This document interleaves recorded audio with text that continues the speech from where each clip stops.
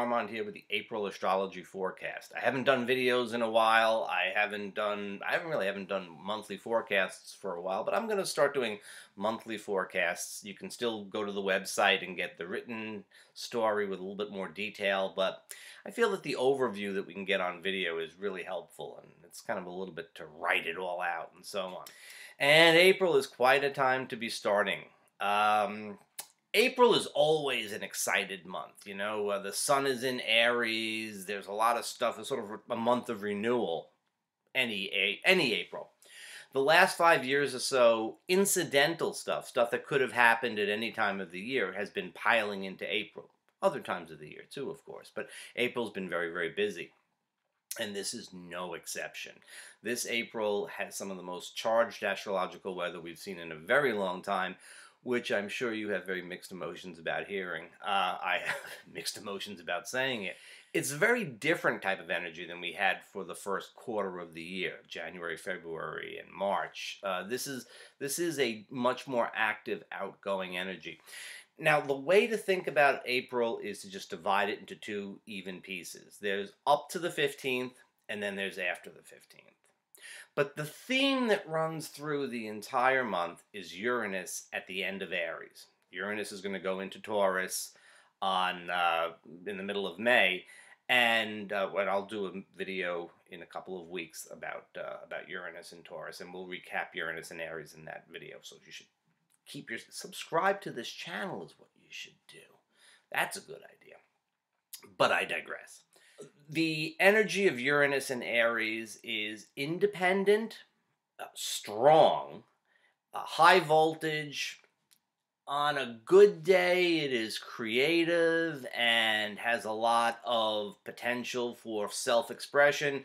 On a bad day, it is just erratic, irritable, and cantankerous. Just sort of, my way or the highway, and, just it's got to be my way for its own sake. We're going to be seeing a lot of that. We also, sadly, will probably see a lot of people sort of going off the rails, as has been happening with Uranus in Aries generally, particularly in these last degrees. We're starting to really get a saturation of people who just sort of can't keep it together with this very charged energy. It's like, I've got to do this thing. And so hopefully we won't see too much of that, but it is something to keep it is something we'll hear about. Now, the first half of the month, up to the 15th, is characterized by a sub-theme, and that is Chiron at the very end of Pisces.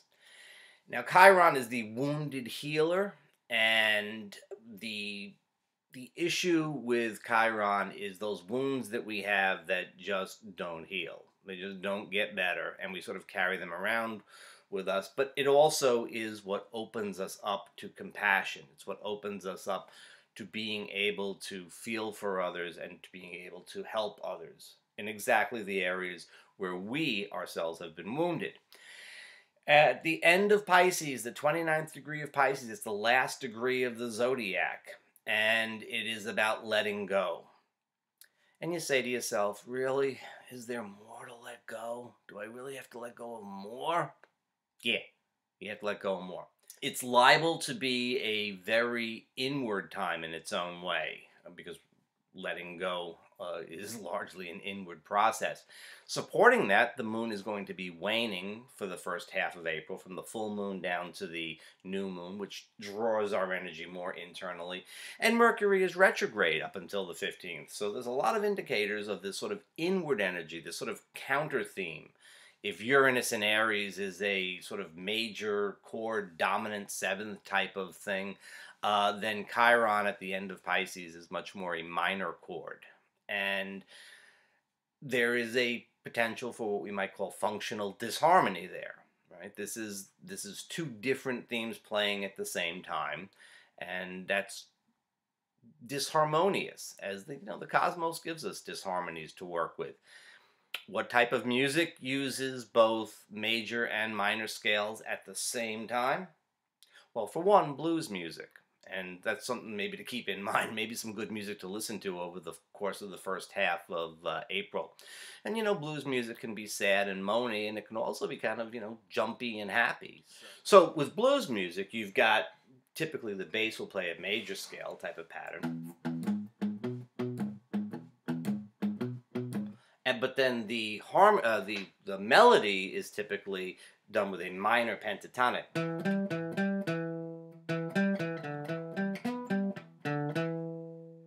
right? And sometimes they're even blended together. Like for example, if you do a minor to a major roll. So it is possible to do something with major and minor to make them work together. It is a possibility. Just saying. So that's the first half of April. Try to get it right. Try to get it right within yourself as much as possible. Try to come to some sense of peace with yourself and others. Try to acknowledge the issues and just look at them with openness and compassion. Because the second half of April, and the second half of April is way different, and I never say that we're going to turn on a dime, but I would not be surprised that we turn on a dime. On April 15th, we have the new moon in Aries. Now, the new moon in Aries, new moons are always kind of quiet times and all that, but new moon in Aries is the point where the solar cycle is growing and the lunar cycle starts to grow at the same time. And I always think about the new moon in Aries as being kind of the last New Year's Day of the year. It's the time when both the solar and lunar cycles are both on the upswing, and it's this outgoing type of energy that starts to prevail. At the same time, Mercury stations direct in Aries, and so expression becomes a little bit more outward, a little bit more easy to obviously. I'm not having a great time expressing myself here. Expression becomes a bit easier. It'll take a while for Mercury to get out of his shadow and all of that, and we may have a lot of technical communication snafus right around the station. The period from the 17th to the 26th is 9 days of intense astrological weather, and I won't give you a breakdown of every little thing that happens.